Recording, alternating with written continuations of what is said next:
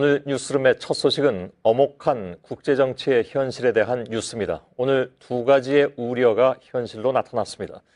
그동안에 미국은 한국, 일본과 함께 북한에 대한 초고강도 제재 카드를 논의해 왔습니다. 이제 마지막 관문은 중국이었고, 그래서 오늘 베이징에서 열린 미국과 중국 외교 수장의 담판이 주목됐습니다. 그러나 중국은 북핵은 대화와 협상을 통해서 해결해야 한다면서 미국의 거부 입장을 분명히 했습니다. 또 한 가지, 박근혜 대통령이 제안한 오자회담 역시 중국과 러시아가 대놓고 반대해서 사실상 물 건너간 분위기입니다. 관련해서 중국의 관보인 환구시보가 내놓은 논평을 보면 한국에 대해서 듣기에 따라서는 모욕적인 표현까지 동원하고 있습니다. 중국에 경사됐다는 우려까지 나왔던 한국 외교의 결과가 이렇게 나타나고 있는 것에 당혹스럽다는 반응이 나옵니다. 박근혜 정부가 사드 배치를 전격적으로 결정했습니다. 그간 국내외 반대 여론이 높았지만 청와대가 직접 미국과 논의해 독단적으로 밀어붙였다고 하는군요. 국방부는 북한의 미사일로부터 우리 국민들의 안전을 지키기 위한 것이라고 주장하고 있지만 이 뻔한 거짓말을 과연 몇이나 믿어줄까요?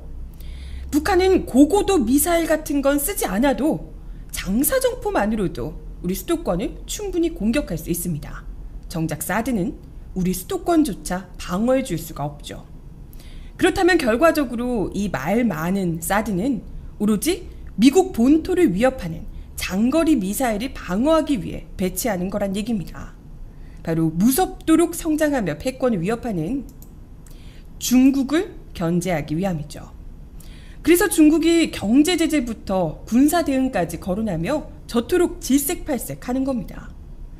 결국 자국에는 아무런 실익도 없는 것을 오히려 중국과 러시아의 보복 가능성까지 무릅쓰며 오로지 미국의 이익을 지켜주려 하는 일이라는 것인데 이게 과연 주권 국가가 맞냐 묻지 않을 수가 없습니다. 그런데 박근혜 정권은 이 사드 결정을 박근혜 정권이 굉장히 강력하게 추진한 것 같거든요.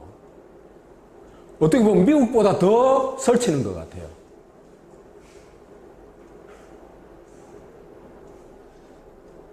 왜 이런 뻔히 보이는 파멸의 길을 택할까? 이 사람들은 국가적 차원에서 사고를 안 합니다. 우리가 그렇다고 생각하면 정말 착각이에요. 박근혜는 아예 인지 능력이 안 되니까 둘째 치고라도 박근혜 정권으로 볼 때 왜 일로 가게 되는가? 제가 볼 때는요. 이슈를 바꾸려고 하는 것 같습니다. 지금 한국에 그죠? 저는 한국 문제에 한국에 지금 벗어날 수 없는 핵심적 이슈는 세월호라고 생각합니다. 이 세월호 문제를 해결하지 않고서는요, 한국이 어떻게 할 도리가 없어요. 그런데 이걸 그죠? 안보 위기, 경제 위기로 바꿔낼 수 있는 게 사드 배치입니다. 중국과의 어떤 적대적 관계, 또 북한과의 적대적 관계를 일부러 막 조성할 수도 있는 겁니다. 왜 그렇게 생각하냐면요. 세월호는요, 이게 진실이 밝혀질 경우에 한국의 반공 독재 세력들은 그죠? 완전히 뿌리가 뽑혀버립니다.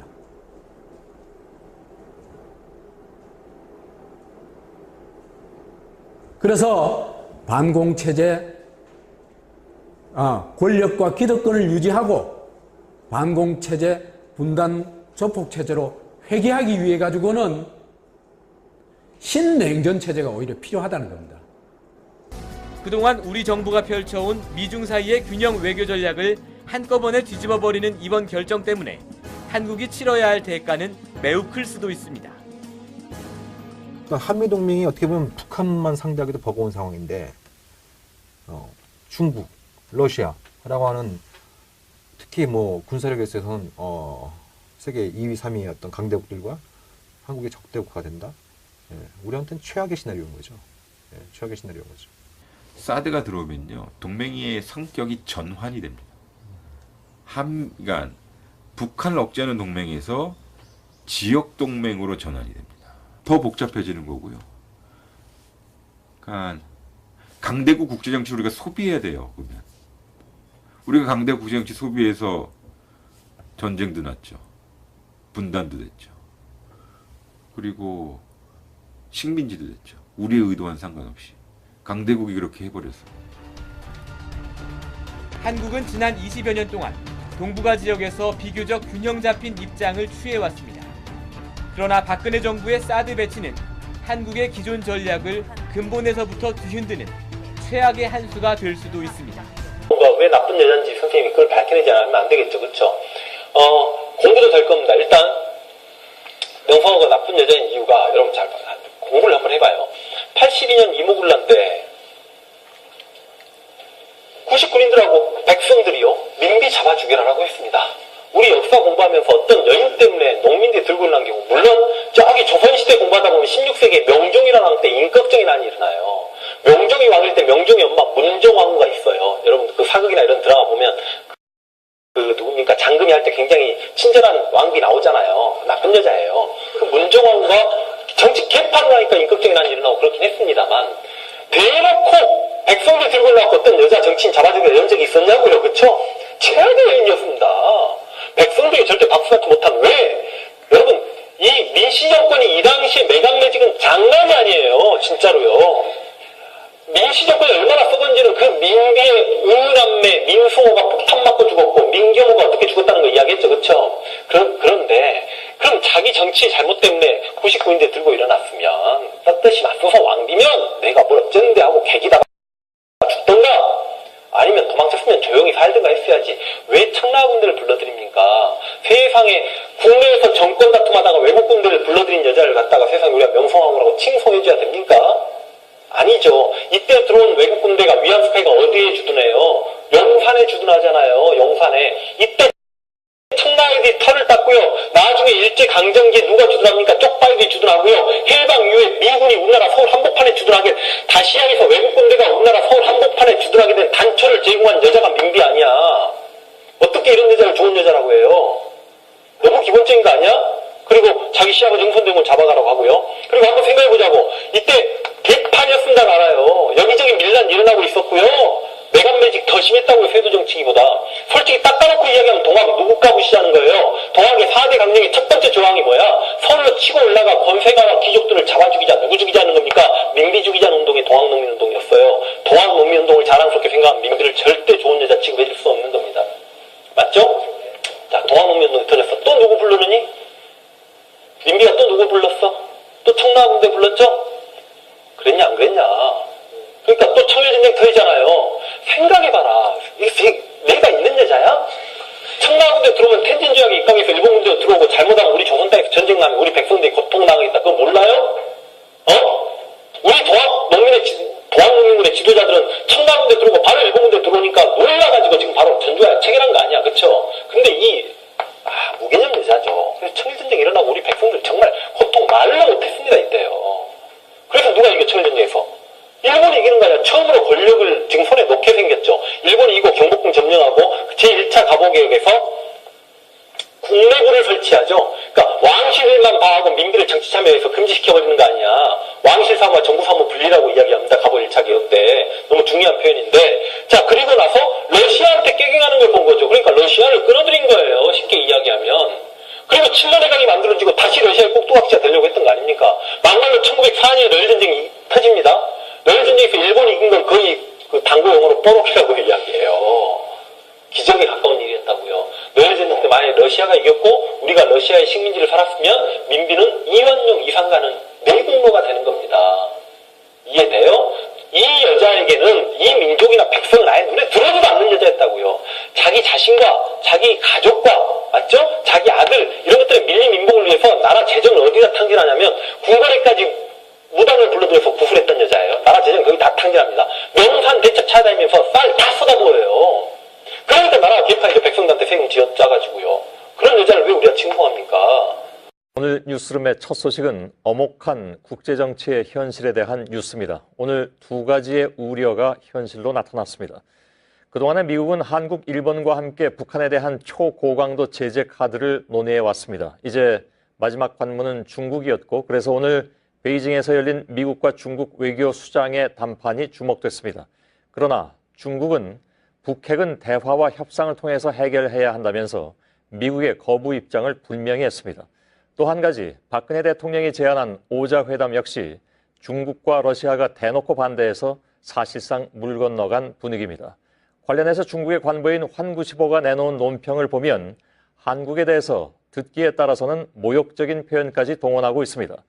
중국에 경사됐다는 우려까지 나왔던 한국 외교의 결과가 이렇게 나타나고 있는 것에 당혹스럽다는 반응이 나옵니다. 박근혜 정부가 사드 배치를 전격적으로 결정했습니다. 그간 국내외 반대 여론이 높았지만 청와대가 직접 미국과 논의해 독단적으로 밀어붙였다고 하는군요. 국방부는 북한의 미사일로부터 우리 국민들의 안전을 지키기 위한 것이라고 주장하고 있지만 이 뻔한 거짓말을 과연 몇이나 믿어줄까요? 북한은 고고도 미사일 같은 건 쓰지 않아도 장사정포만으로도 우리 수도권을 충분히 공격할 수 있습니다. 정작 사드는 우리 수도권조차 방어해 줄 수가 없죠. 그렇다면 결과적으로 이 말 많은 사드는 오로지 미국 본토를 위협하는 장거리 미사일을 방어하기 위해 배치하는 거란 얘기입니다. 바로 무섭도록 성장하며 패권을 위협하는 중국을 견제하기 위함이죠. 그래서 중국이 경제 제재부터 군사 대응까지 거론하며 저토록 질색팔색하는 겁니다. 결국 자국에는 아무런 실익도 없는 것을 오히려 중국과 러시아의 보복 가능성까지 무릅쓰며 오로지 미국의 이익을 지켜주려 하는 일이라는 것인데 이게 과연 주권 국가가 맞냐 묻지 않을 수가 없습니다. 그런데 박근혜 정권은 이 사드 결정을 박근혜 정권이 굉장히 강력하게 추진한 것 같거든요. 어떻게 보면 미국보다 더 설치는 것 같아요.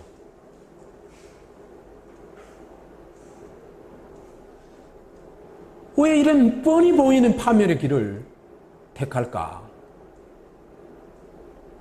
이 사람들은 국가적 차원에서 사고를 안 합니다.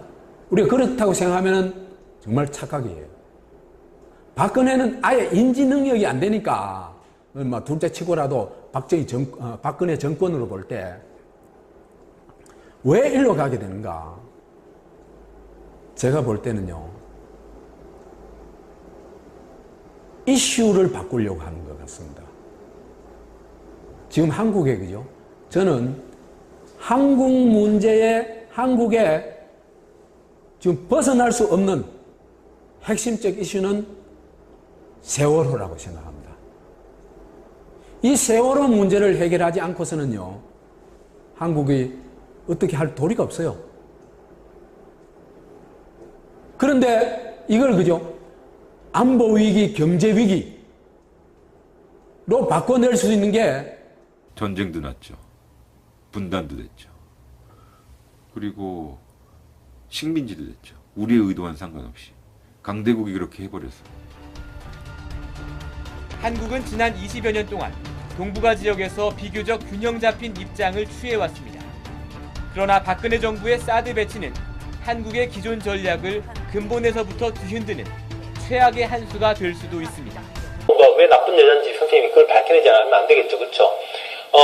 공개도 될 겁니다. 일단 명성호가 나쁜 여자인 이유가 여러분 잘 공부를 한번 해봐요. 82년 이모군란 때 99인들하고 백성들이요 민비 잡아 죽여라라고 했습니다. 우리 역사 공부하면서 어떤 연유 때문에 농민들이 들고 일어난 경우, 물론 저기 조선시대 공부하다 보면 16세기에 명종이라는 왕 때 인격적인 난이 일어나요. 명종이 왕일 때 명종의 엄마 문종왕후가 있어요. 여러분 그 사극이나 이런 드라마 보면 그 누굽니까 장금이 할 때 굉장히 친절한 왕비 나오잖아요. 나쁜 여자예요. 그 문종왕후가 정치 개판을 하니까 인격적인 난이 일어나고 그렇긴 했습니다만, 대놓고 백성들 들고 일어나고 어떤 여자 정치인 잡아주기로 이런 적이 있었냐고요. 그쵸? 최악의 여인이었습니다. 백성들이 절대 박수받지 못한. 왜? 여러분 이 민씨 정권이 이 당시에 매각매직은 장난이 아니에요. 진짜로요. 민씨 정권이 얼마나 썩은지는 그 민비의 우남매 민승호가 폭탄 맞고 죽었고 민경호가 어떻게 죽었다는 거 이야기했죠. 그렇죠? 그런데 그럼 자기 정치 잘못 때문에 99인대 들고 일어났으면 떳떳이 맞서서 왕비면 내가 뭘 어쩌는데 하고 개기다가 죽던가 아니면 도망쳤으면 조용히 살든가 했어야지 왜 청라군대를 불러들입니까? 세상에 사드 배치입니다. 중국과의 어떤 적대적 관계, 또 북한과의 적대적 관계를 일부러 막 조성할 수도 있는 겁니다. 왜 그렇게 생각하냐면요. 세월호는요, 이게 진실이 밝혀질 경우에 한국의 반공 독재 세력들은 그죠? 완전히 뿌리가 뽑혀버립니다.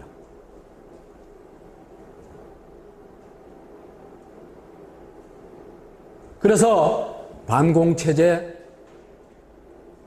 권력과 기득권을 유지하고 반공체제, 분단 조폭체제로 회귀하기 위해 가지고는 신냉전체제가 오히려 필요하다는 겁니다.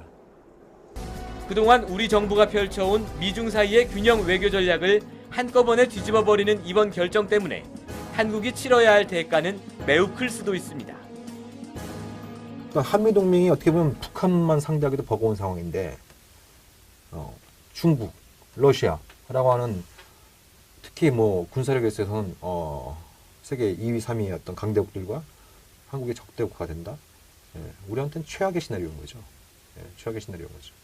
사드가 들어오면요, 동맹의 성격이 전환이 됩니다. 그러니까 북한을 억제하는 동맹에서 지역 동맹으로 전환이 됩니다. 더 복잡해지는 거고요. 그러니까 강대국 국제정치 우리가 소비해야 돼요. 그러면 우리가 강대국 국제정치 소비해서 국내에서 정권 다툼하다가 외국 군대를 불러들인 여자를 갖다가 세상에 우리가 명성황후라고 칭송해줘야 됩니까? 아니죠. 이때 들어온 외국 군대가 위안 스카이가 어디에 주둔해요? 영산에 주둔하잖아요. 영산에. 이때 청라애들이 털을 땄고요. 나중에 일제강점기에 누가 주둔합니까? 쪽발들이 주둔하고요. 해방 이후에 미군이 우리나라 서울 한복판에 주둔하게 다시아에서 외국 군대가 우리나라 서울 한복판에 주둔하게 된 단초를 제공한 여자가 민비 아니야. 어떻게 이런 여자를 좋은 여자라고 해요? 너무 기본적인 거 아니야? 그리고 자기 시아버지 흥선대원을 잡아가라고 하고요. 그리고 한번 생각해보자고. 이때 개판이었습니다. 알아요. 여기저기 밀란 일어나고 있었고요. 매간매직 더 심했다고요. 세도 정치기보다. 솔직히 딱 까놓고 이야기하면 동학 누구 까부시자는 거예요. 동학의 4대 강령의 첫 번째 조항이 뭐야? 서울로 치고 올라가 권세가와 귀족들을 잡아 죽이자. 누구 죽이자는 겁니까? 민비 죽이자는 운동이 동학농민운동이었어요. 동학농민운동을 자랑스럽게 생각하면 민비를 절대 좋은 여자 취급해줄 수 없는 겁니다. 맞죠? 자, 동학농민운동이 터졌어. 또 누구 부르느니? 민비가 또 누구 불렀어? 또 청라군대 불렀죠? 그랬냐 안 그랬냐? 그러니까 또 청일전쟁 터지잖아요. 생각해봐라. 내가 있는 여자야? 청라군대 들어오면 텐진조약에 입각해서 일본 군대로 들어오고 잘못하면 우리 조선 땅에서 전쟁 나면 우리 백성들이 고통당하겠다. 그거 몰라요? 우리 동학농민군의 지도자들은 청라군대 들어오고 바로 일본 군대 들어오니까 놀라가지고 지금 바로 전조약 체결한 거 아니야. 그쵸? 근데 무개념 여자죠. 그래서 청일전쟁 일어나고 우리 백성들 정말 고통 말로 못했습니다. 이때요. 그래서 누가 이겨 청일전쟁에서? 일본이 이기는 거 아니야. 처음으로 권력을 지금 손에 놓게 생겼죠. 일본이 이기고 경복궁 점령하고 제1차 갑오개혁에서 국내부를 설치하죠.